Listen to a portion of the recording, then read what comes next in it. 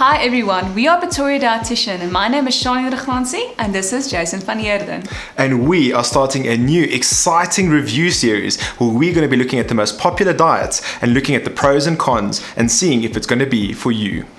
So let's talk about the carnivore diet. What is the carnivore diet? It's a diet that's solely based on animal products. If you Google carnivore diet, you would see it's mainly red meat, chicken, eggs, fish, and no dairy and no vegetables. A lot of people would compare it to the ketogenic diet, but the only difference is with the ketogenic diet, it contains some vegetables. So surprisingly, some studies showed that there was no nutrient deficiencies with people having the carnivore diet.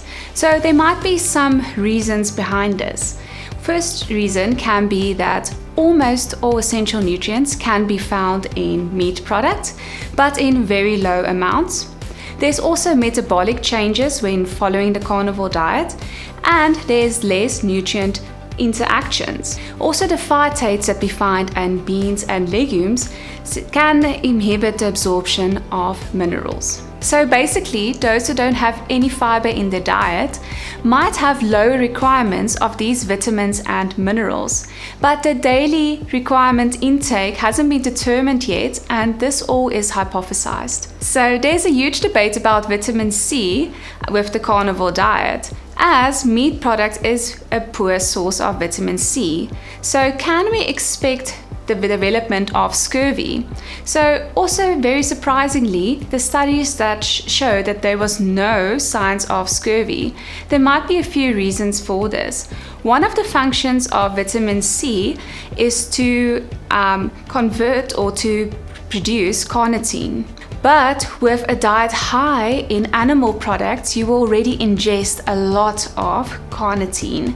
So then there might not be as much vitamin C needed, and the rest of the vitamin C that's left over can be used for the other functions. But again, this is hypothesized and hasn't been proven yet. So more studies are needed in this regard.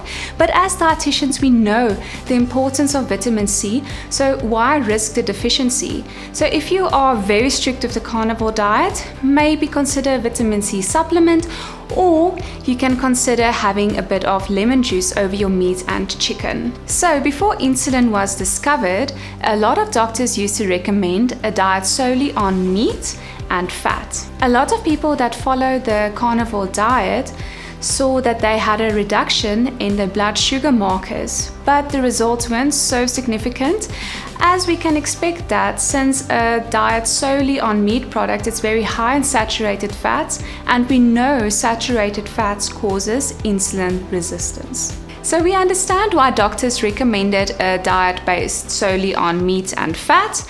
As with protein foods, it helps to slow down digestion, which helps for a slow release of sugar throughout the day. But in practice, we recommend for our clients to focus mainly on your lean proteins, which is low in saturated fat, to avoid the insulin resistance. So a lot of people get great results with the carnivore diet based on weight loss and less gut issues. But there might be a few reasons for this. Reason number one for granting with the weight loss is that you are cutting out all carbohydrates, even your simple carbohydrates, like your sugar, sweets, cool drinks, and alcohol, which, if ingested in excess, can cause weight gain. So with regarding to your gut issues, so there might be other food groups that cause the gut issues, like lactose, FODMAPs that we find in vegetables, and naturally with the carnivore diet you are cutting out all these problematic foods. So it is a good idea to consult with a dietitian in order to detect what might be the problem in your diet. A lot of individuals would also follow the carnivore diet for improvement in skin issues, allergies, and autoimmune conditions. But again, because this diet excludes so many food products, you just need the help of a dietitian to help to detect what are the problem foods. We can send you for an allergy test, and you don't have to go the extreme route by following a solely animal-based diet. If you Google carnivore diet on anything on social media, you will see the carnivore diet exploding. And there's many reasons for this. Many saying that their ailments and their gut issues are all gone. They're feeling fantastic. They're a new person. But also, what does the research say about this? Because especially, us as dietitians, when we studied, we actually know that having too much red meat can cause certain issues, and you should actually be having a mostly, let's say, plant-based diet. Now, this is the total opposite. Almost basically exclusively just meat and absolutely no vegetables. So they're so contrast to each other. But let's have a look at the pros and cons and what the science has to say about the carnivore diet. So with any diet which we hear exclusion, so you exclude carbs, you exclude this, you exclude that, as dietitians we have to look at what are we then cutting out and what are then the problematic aspects of that. So with the carnivore diet, because there isn't really dairy, is that it's going to be very difficult to get the amounts of calcium that you need to get in. So as an adult, you'll find that your bone mineral levels, your bone mineral density is kind of set between basically the ages of 18 and 22. But if you're now looking later on in life, is that if you're not having enough calcium, won't your bone mineral density levels drop? Your bone mineral intake is certainly less with less calcium, so aren't you putting yourself at risk for osteopenia and osteoporosis? So basically it's going to be having brittle bones. So especially if you have a family history of those two conditions, or let's say when you were younger you didn't really have much calcium as well there, are you not at a very high risk of getting long-term problems? And with that, again, as we said, is that we're not against the carnivore diet per se, but what about adding in a multivitamin such as calcium, just to make sure that you're getting that basis covered there as well. But as a lot of the clients that do the carnivore diet, a lot of them complain of muscle cramps. And one of the reasons for that is going to be because muscle cramps, if you're looking at muscle basically contraction, you've got actin and myosin that work over each other and they contract. So if you do a bicep curl, for example, that the actin and myosin pull over each other. But calcium is a very important part of that contraction. So if you don't have enough calcium, you are at risk of getting those cramps. So again, if you are following the carnivore diet, you've been struggling with cramps, maybe you're just missing a bit of calcium. So with different life stages, what are some of the concerns as well with the carnivore diet? So for example, if you're still growing, right? So if you're under 18 years old and you're not getting all this variety of nutrients, could you not be setting yourself up for getting sick, not growing the amount that you should, for example, being the healthiest that you can be until you reach adulthood? That's one of the concerns. Another concern is, what about pregnancy and lactation? Because again, in pregnancy, I know a lot of my clients and my wife as well, is that, especially in that first trimester, you're not keen for a lot of meat at all. So now if you literally the only thing you can almost eat is meat, you can see why that would be problematic. So in, for example, situations such as pregnancy and lactation, it's not advised currently because we don't actually have official, let's say, carnivore diet guidelines as is, but there's a special concern with those of still growing and have a medical conditions, which we'll go through just now, and lactation and pregnancy.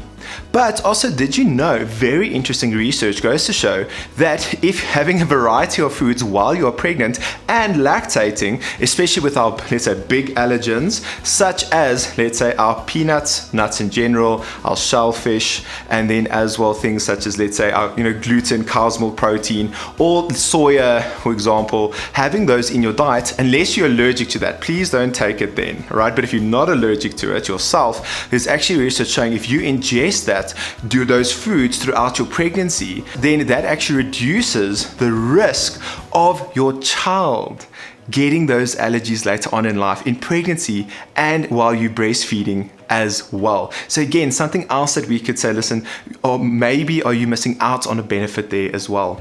And probably the most controversial topic about the carnivore diet is the cholesterol, right? Because as dietitians and as we share with everyone, cholesterol is bad. It can really increase your risk of cardiovascular disease, so heart attack and stroke and diabetes. But now on the carnivore diet, it has a lot of fat. And also if you're looking at the quality of fat, there's a lot of saturated fat in the diet. So basically your solid fats at room temperature. So think of the chicken skin, the fat on your meat, for example, like that. Now if you're having way too much of that, there is a mass amount amount of research that does show that it is linked, higher saturated fat intake is linked to higher LDL levels. And we know from research having higher LDL levels does increase your risk of cardiovascular disease, such as, let's say, increasing your risk of heart attack and stroke.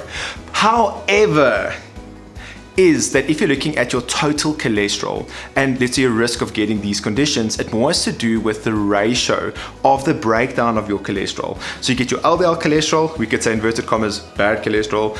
HDL, you can think of your healthy cholesterol, and then your triglycerides.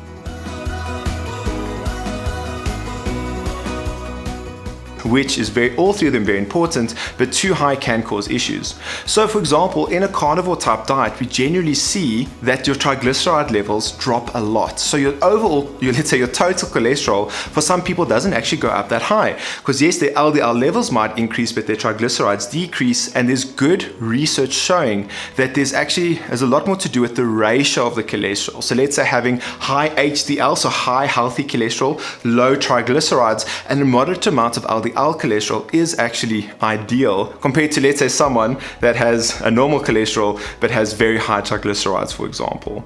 So another aspect is that we know as dietitians, and what the research shows us, is that having fiber does reduce the amounts of cholesterol that we actually absorb from our food in the gut. But now that you're not having that cholesterol, certainly then there's a higher ratio of that cholesterol you would actually absorb. And again, especially if you have a family history or you have a history of, let's say, your heart disease, then it would be something that we'd need to really have a chat about, or even maybe modifying the, let's say, carnivore diet to having less saturated fat. So let's be careful of these aspects. I just really want to make a note is that often we see, let's say, a diet being, let's say, it's only one way, but there's often small modifications that we can make, such as with, let's say, the odd supplement here, or reducing the amounts of fat here, is that we can modify to make it more specific to you and the conditions that you find yourself in. So speaking about some conditions, so for example, if you have a history or family history of gallstones or problem with your gallbladder, it would be a good conversation for us to have with regard to the amount of fat that you're having in. So for example, just to let you know, what is the gallbladder and what is gallstones? So the liver makes bile. Now bile gets stored in, for example, a gallbladder. And then the gallbladder, when you've now eaten fat, is that exits the stomach into the small intestine, and the gallbladder basically releases bile, and that then helps to break down the fat that we can actually absorb it. But now if you're having way too much fat, that can cause some issues. And also if your gallbladder has been removed, yes, the liver does still, let's say, trickle bile that then helps to break down the fat, but then you might actually get fat, we call it malabsorption. So you might not be able to break down all the fat, and you'd actually end up not absorbing all the food, or you might actually get, let's say, unpleasant bathroom experiences, because that unabsorbed fat then goes quicker through the gut, and it might be an explosive time. So speaking about the gut, probably the second biggest topic that is talked about the carnivore diet is the fiber, because again, dietitians, we tell everyone you've got to have all the fiber and it's so good for you, and you should actually ideally be aiming for 25 to 30, this is what the research says, 25 to 30 different types of fiber in the week for good gut microbiome and good for your health and your immune system and all these aspects. But how much fiber is there on a carnivore diet? There is a sweet zero. So now, but some people say that their gut issues have been resolved and they feel fantastic. Now, why might that be? We need to ask ourselves. And the first question we need to ask ourselves is it something that you are including, or is it something that you are excluding? So as Shani mentioned earlier, we do get FODMAPs. Now what are FODMAPs? And FODMAPs are mostly found in a lot of the things that contain fiber. So F in the FODMAP stands for fermentables. And then you also get your O, which is going to be your oligosaccharides, and then you get your D, which is then going to be the disaccharides, and then also you're going to get your M for monosaccharides, and then you're going to get the P for polyols. So basically these are specific compounds in certain foods which for some people really they get a big response. So someone, for example, might be able to consume lactose completely fine, but for example lactose, if you're lactose intolerant, is that you wouldn't be able to, let's say, digest it properly and you you get a lot of gut issues. So that's why one of the big passions we have here at Pretoria Dietitian, if you have gut issues, we normally look at your total fiber, your ratio of fiber, and also we look at the FODMAPs, and if we say, listen, but all the foods that you're eating fall within one of these groups, we often cut that group out for a little while, see if there's improvement. If not, we look at another group, and we can often then find what the issue is. So yes, would it be necessary to go on, let's say, a carnivore diet to sort out your gut issues? You know, if you cut out everything, you can't really get, let's say, much issues with something causing cramps, but it might just be something simply like one or two things that are causing an issue. So is it necessary to be that extreme? You know, that's one of the questions that we do then ask. But another thing to consider is, if you're looking at fiber, is that you get two different types of fiber. Your soluble fiber, which is more your softer, gummier fiber, let's say for example like your oats and your banana. Then you get your insoluble fiber, which is your more rough and tough. So let's think of example, let's say celery and salad and popcorn. Now if those ratios are out, yes, and you're not drinking enough water for example, that can cause issues. But if you have absolutely no fiber in your system, there's nothing really much for the fibers to actually ferment and cause issues. And you would actually then expect very bad constipation.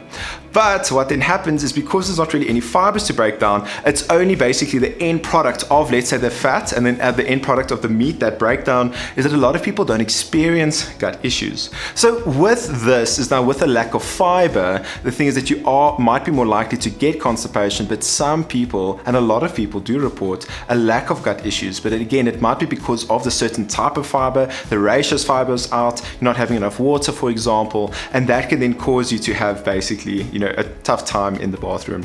But now with that as well, if you are, let's say, do have a history of, let's say, piles or hemorrhoids, is that now with, let's say, harder stool that might be coming out, again, you might struggle with that as well. So keep that in mind, and you might actually then need to look at a stool softener, which again is something we can put in to reduce your risk of suffering from that condition.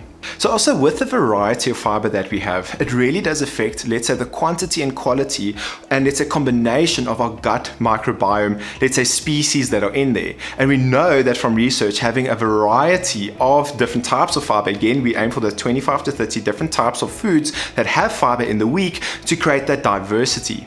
But now also, if you're looking, a lot of people then say that they have less gut issues. So again, we have to ask ourselves, in the short term, you might have less gut issues, but what about the long-term effects as well? For example, the gut, we know from the gut-brain axis that, for example, what happens in the gut microbiome, does affect everything from mood, your immune system, and recovery as well.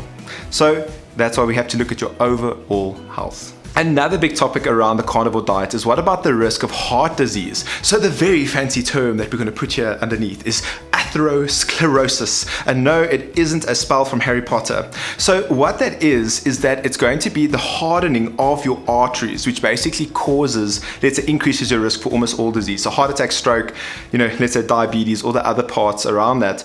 But if you're now looking at meat, it is high in something called L-carnitine. And if we have too much L-carnitine, that is linked to atherosclerosis. So again, we have to now ask ourselves again, having too much meat, having the atherosclerosis parts there as well, are you not setting yourself up for long-term health conditions? So another condition to be wary of is that if you struggle with gout or high uric acid levels or urate levels, is that meat is very high in your urate or your purines, which can then increase your uric acid levels. Another condition that we're worried about is the kidneys. And yes, we do know, there's a lot of research papers saying that if you have a higher protein diet, if you have well-functioning kidneys, it's not an issue. But if you do have reduced kidney function, then we do know that having a high protein diet can cause a lot of issues. So we would be concerned, especially if you have a history or family history of kidney issues, it's something to maybe first consider. And also colon cancer. We do know that having a diet that's very high in animal products is linked to certain cancers, such as colon cancer being, let's say, at a high risk of that. So again, we don't have the research on a carnivore diet yet about those long-term health benefits, or let's say health-term cons that we'd get in the future following, let's say, an extreme diet, what you might call an extreme diet, like the carnivore diet, cutting out all your fiber.